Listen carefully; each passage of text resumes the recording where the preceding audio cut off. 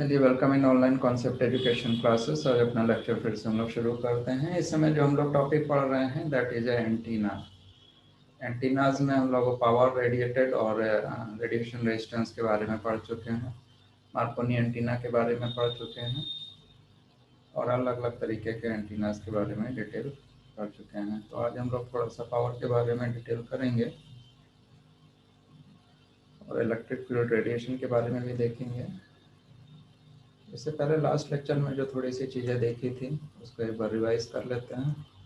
तो ये हमें बताएगा कि रेडिएटेड पावर जो होती है एयर में वो कितनी होती है, यानी WR। रेडिएटेड पावर फॉर्मूले एक बार आप लोगों को लिख देते हैं। Radiated power by λ/2 antenna.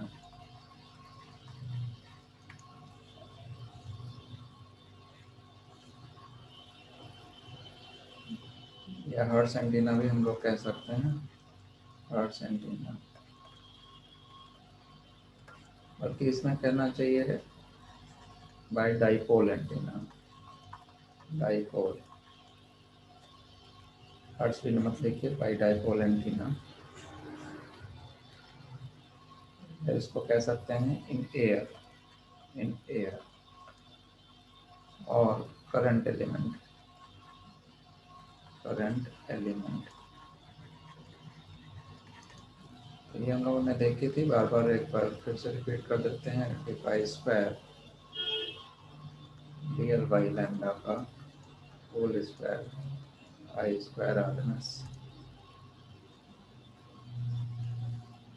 इन फॉर्मूलों को देखते जाइएगा।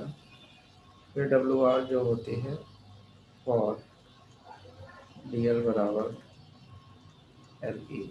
फिर LE क्या थी हमारी, equivalent, equivalent effective length, effective length. इस इफेक्टिव लेंथ को अगर हम लोगों ने देखा था तो उसमें और साइनसॉइडल करंट डिस्ट्रीब्यूशन के लिए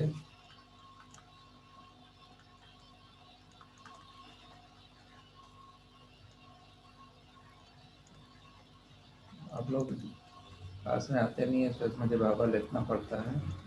एल बराबर होती है 12/पाई। फिर एल क्या है, एक्चुअल लेंथ।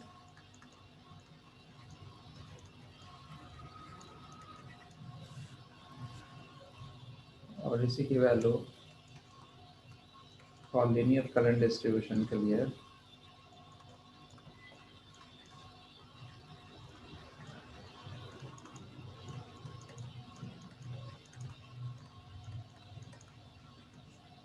एल बराबर होती है L/2।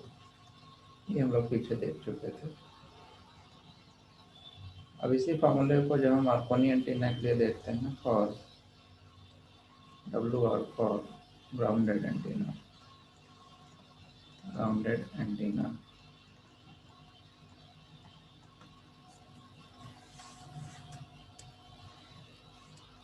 तो इसमें हम लोगों ने देखा था कि यहाँ पे ग्राउंड से जो हम लोग लेते हैं तो एल हमारी ऊपर अगर ये है हाइट और यहाँ से हाइट इसकी एल है या इफेक्टिव हाइट इसकी HE है। मान लीजिए HE क्या है, effective height from the ground, effective height from the ground. तो यहाँ पर जो फार्मूले में चेंजेस आएंगे उसको हम लोग देख लेते हैं। फ्रॉम द ग्राउंड, ये ग्राउंड है हमारा, ये ग्राउंड है। इससे टोटल ये यहाँ से जो हाइट है वो LE है। तो मेथड ऑफ इमेज की वजह से ग्राउंड के नीचे भी LE हाइट पे एक एंटीना बनेगा। एक पोल यहाँ बनता है, पोल यहाँ बनता है, हमें दोनों का इफेक्ट लेना होता है। तो जो टोटल लेंथ इसकी हो जाएगी वो L बराबर हो जाएगी LE डैश, इसको मान लेगा LE डैश, ये हो जाएगी 2 LE। तो नॉर्मल फार्मूला जो WR था उसको हम लोग लास्ट में डेरिवेशन कर चुके थे लास्ट वाले क्लास में। फिर से यहाँ पर एक बार आपके लिए लिख देते हैं, एल ई डैश बटे लैम्डा का square I square R M S. यहाँ एल ई डैश बराबर 2LE है तो फार्मूले में रख दीजिए 85 स्क्वायर। तो ये 2HE के बराबर रख दे तो कोई दिक्कत नहीं है, क्योंकि HE और LE बराबर ही है, बराबर 2HE। तो 2HE बटे लैम्डा का square I square R M S.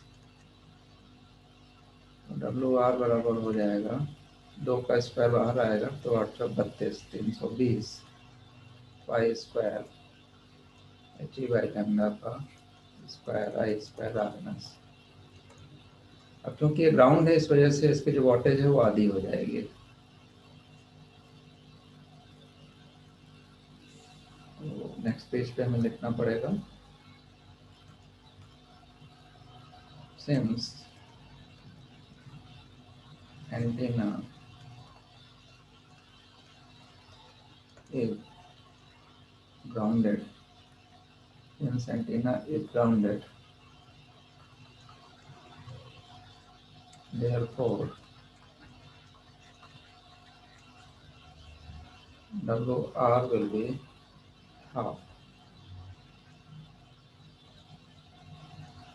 So WR dash या radiated power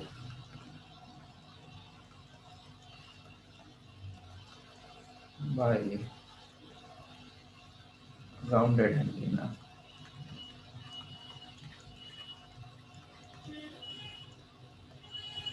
will be हो जाएगी 320 pi square HE by lambda whole square I square RMS बटे 2। ये निकल के आएगी 160 pi square HE by lambda का स्क्वायर आई स्क्वायर RMS। तो ये ग्राउंडेड एंटीना के लिए वोल्टेज हो गया। अब रेडिएशन रेजिस्टेंस जो होगा वो सभी के लिए जितना भी हमारा वोल्टेज निकल आई हैं उन सभी का जो करस्पॉन्डिंग केस हो सभी में RR बराबर WR बटे आपको कर देना है आई स्क्वायर RMS। इसका मतलब है कि रेडिएशन रेजिस्टेंस का ये फॉर्मूला होता है। For ungrounded antenna, for RR ungrounded antenna,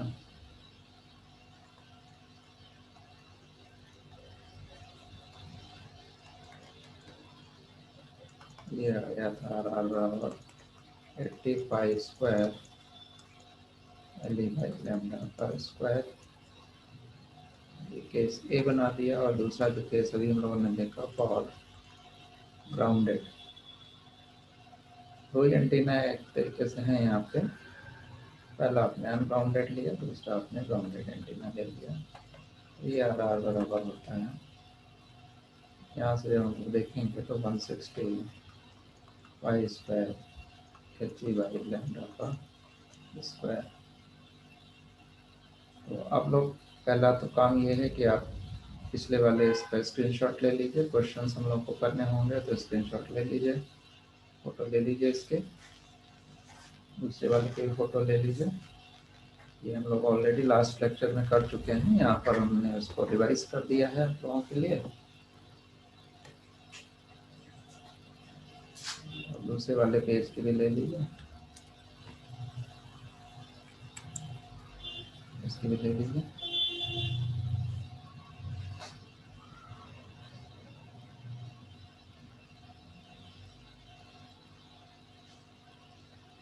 अब नेक्स्ट इसमें एक बात और आती है ERMS।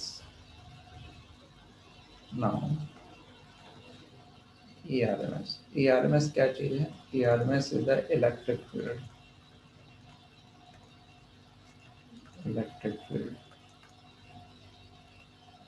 तो किसी एंटीना से दो तीन चीजें हमारे इम्पोर्टेंट होती हैं।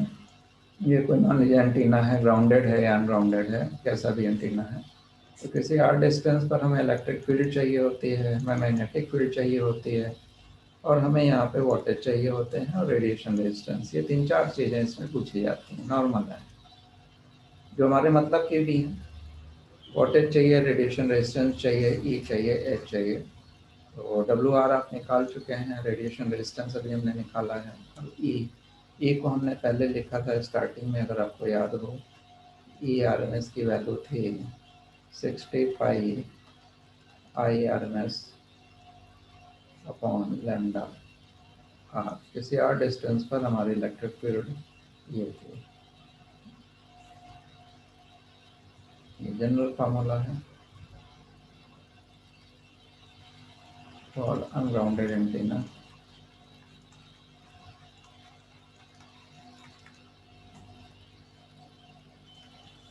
एंड और ग्राउंडेड का भी केस देख लेते हैं।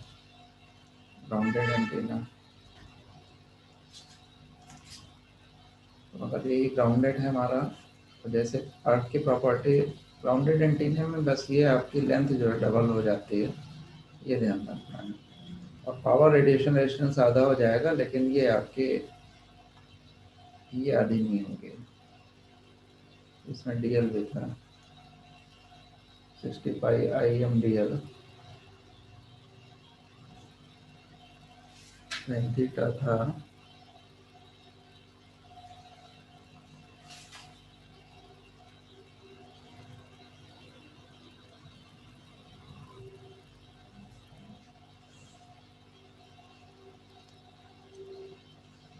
कम गया। तो यहाँ पर ये ई आर एम एस जो लिया जाएगा वो ई आर एम एस बराबर 60 pi I R M S. यहाँ पर डी एल की जगह लिखा जाएगा एल ई डैश। ये जो एल ई है और एल ई डैश में डबल का अंतर है, एच ई कहिए या वो कहिए लैम्डा आर।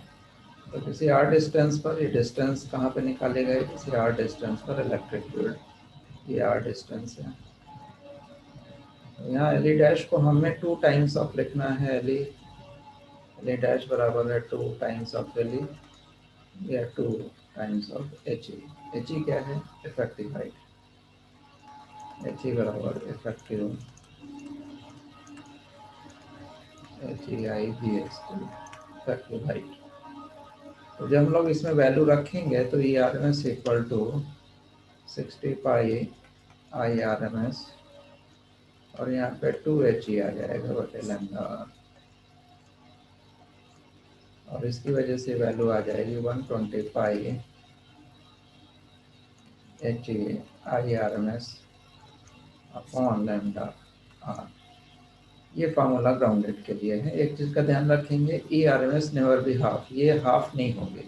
वोल्टेज और रेडिएशन रेजिस्टेंस हमारे आधे हो जाते हैं, बट इलेक्ट्रिक फील्ड इंटेंसिटी या मैग्नेटिक फील्ड इंटेंसिटी कभी आधे नहीं होते हैं, क्योंकि ये इंटेंसिटी है।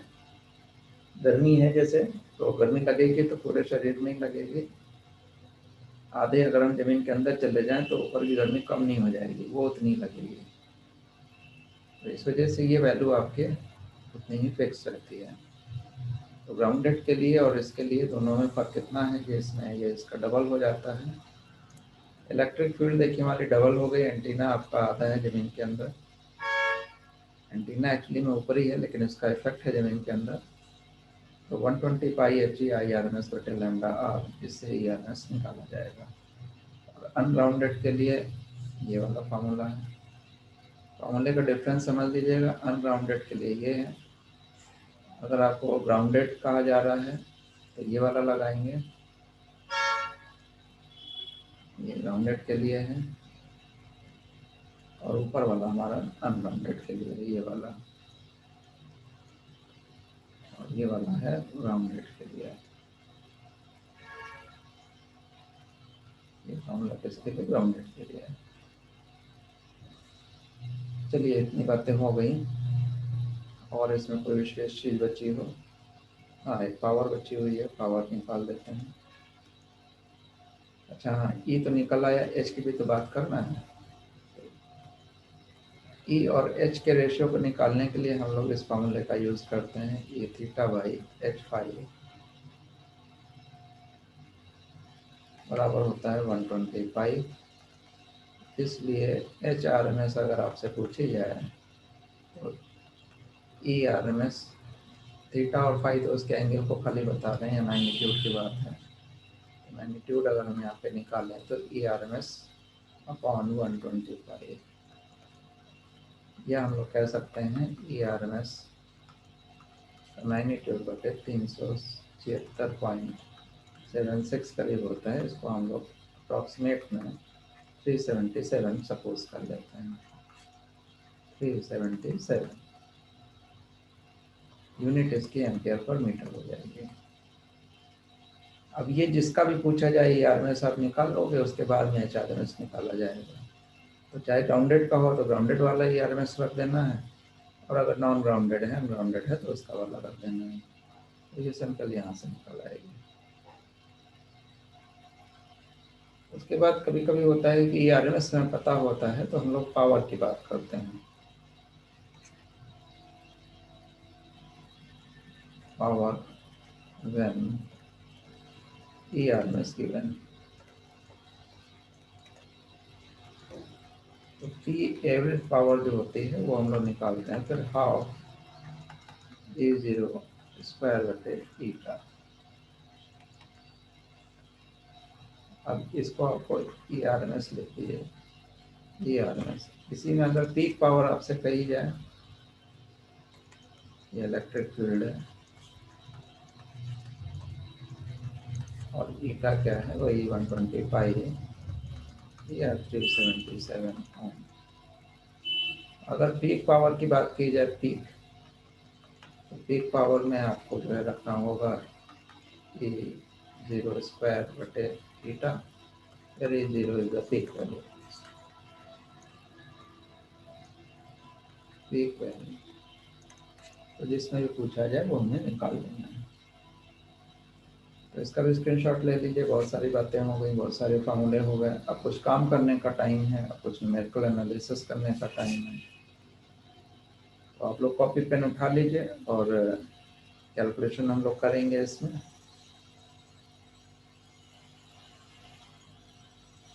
इसका स्क्रीनशॉट लेना चाहें ले सकते हैं। और आगे पीछे की चीज़ है आपको आती होगी, नहीं आती है तो स्क्रीनशॉट ले सकते हैं।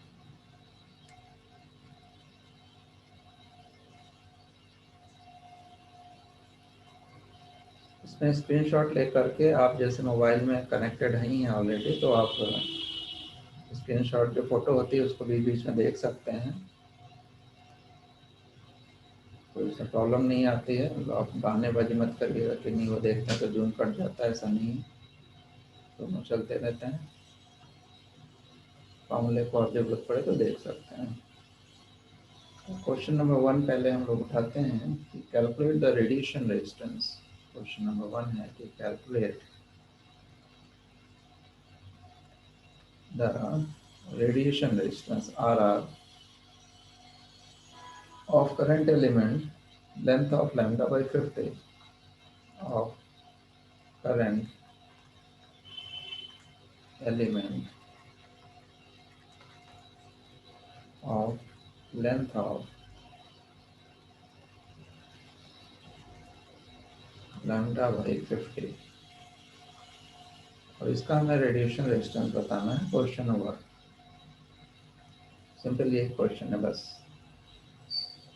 अब इसका हमसे पूछा गया है कि इसका जो है रेडिएशन रेजिस्टेंस क्या होगा। नो प्रॉब्लम, हमारे पास फॉर्मूला है रेडिएशन रेजिस्टेंस का करंट एलिमेंट वाला, 80 pi square DL by lambda का स्क्वायर। अब यहाँ पर डीएल बराबर हमें दिया है लैम्डा बाई 50। ये करंट एलिमेंट होता है, this is known as the current element. फॉर्मूले में हमने रख दिया इसको 80 पाई स्क्वायर, डीएल की जगह लैम्डा बाई 50 रख दिया, और यहाँ भी आपने लैम्डा पहले वाला है तो लैम्डा से लैम्डा कट जाएगा, और इसको आप सॉल्व कर लेंगे। तो 85² बटे लैम्डा से लैम्डा कट गया, 5 का हो गया 2500। इसको सॉल्व कर लीजिए और सॉल्व करके बताइए कितना है।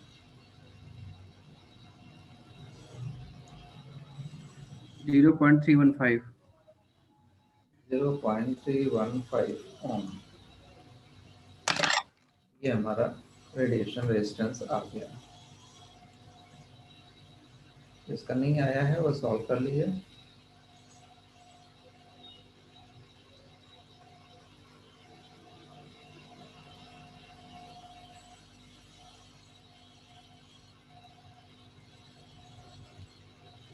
दूसरा क्वेश्चन है, find the RR for lambda by 10 antenna in free space. Free space की बात की है तो अनबाउंडेड ये है, बाउंडेड नहीं है तो फॉर्मूला यही लगेगा जो ऊपर वाला है। इसका निकाल लीजिए आंसर। यहाँ पर डीएल बराबर आपको दिया है लैम्डा बाई 10, तो ये हो जाएगा RR बराबर 85²। डीएल की जगह लैम्डा बाई 10, लैम्डा कट गया 85² बटे 100 हो गया।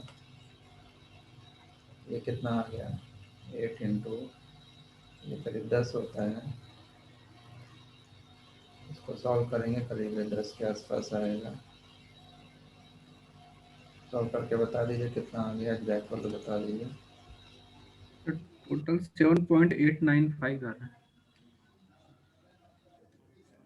ये लिख देते हैं 7.8, 895। 7.895 इन्होंने कैलकुलेट करके बताया, ये इतना आएगा। तो फिर देखिए यही वाला फार्मूला हमारा यूज़ हुआ, जिस फार्मूले को भी हमने ऊपर यूज़ किया था वही फार्मूला हमारा ये यूज़ हुआ। तो सिंपल सा केस है, आपको जितनी लेंथ दी हुई है उस लेंथ को आप रख दीजिए और आपका ये निकल आएगा।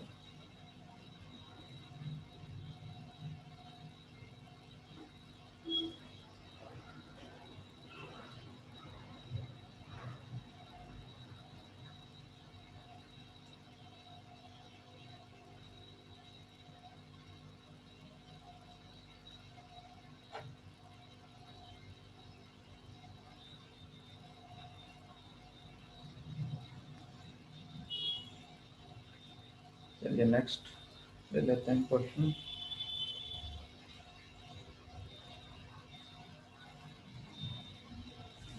क्वेश्चन नंबर कौन सा था, दो थे। Question number 3।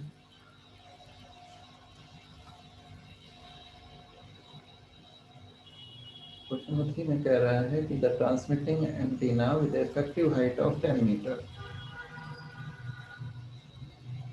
The transmitting antenna with effective height of 10 meter is 10 meter, 10 meter and has the current of 50 ampere and has current of 50 ampere.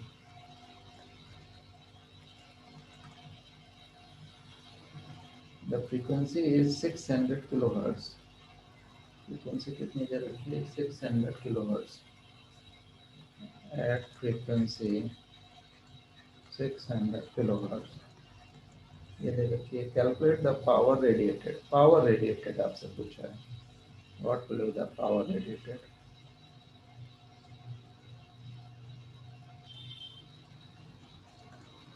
Power radiated आपसे पूछा है of power radiate of antenna.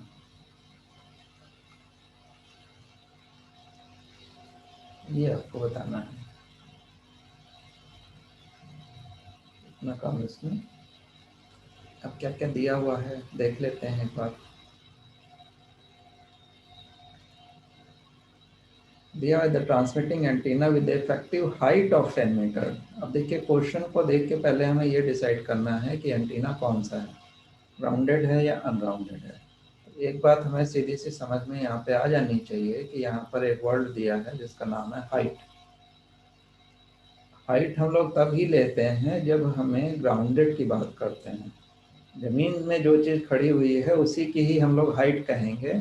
लेटी हुई चीज़ को height नहीं कहते हैं, उसको लेंथ कहते हैं।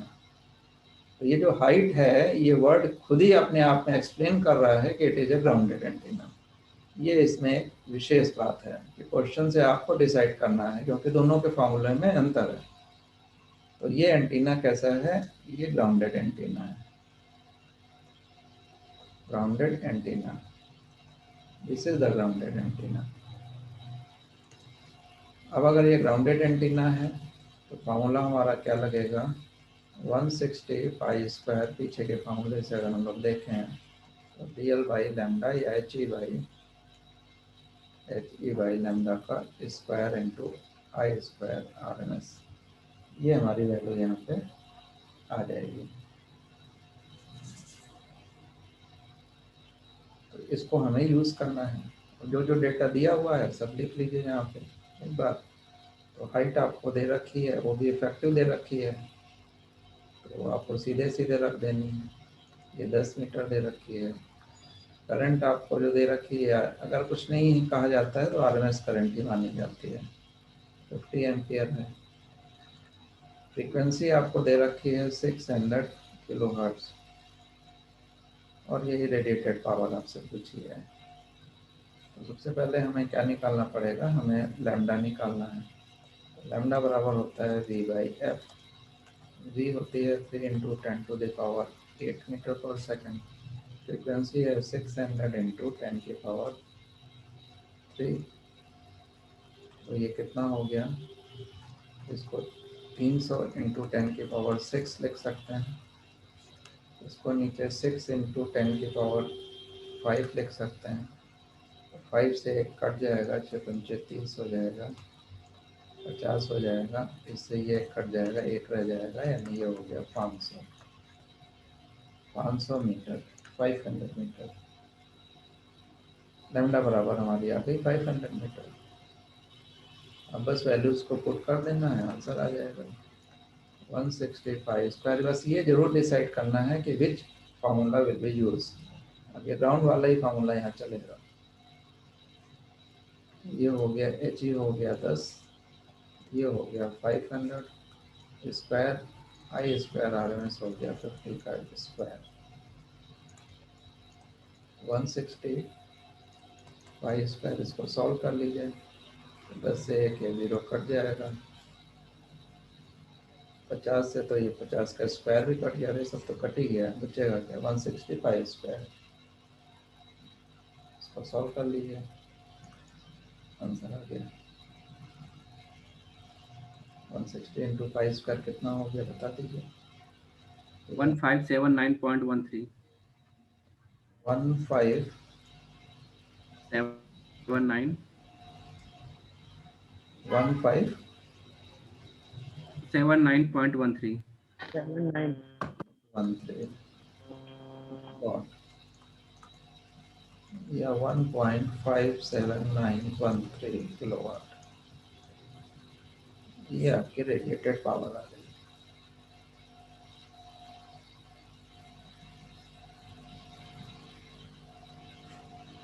बाकी लोग भी कैलकुलेशन करिए, पता नहीं क्या बैठे हुए कैलकुलेशन, और सबकी आवाज़ें आनी चाहिए कम से कम, कभी कोई करे कभी कोई करे, फटाफट किया करिए कैलकुलेशन।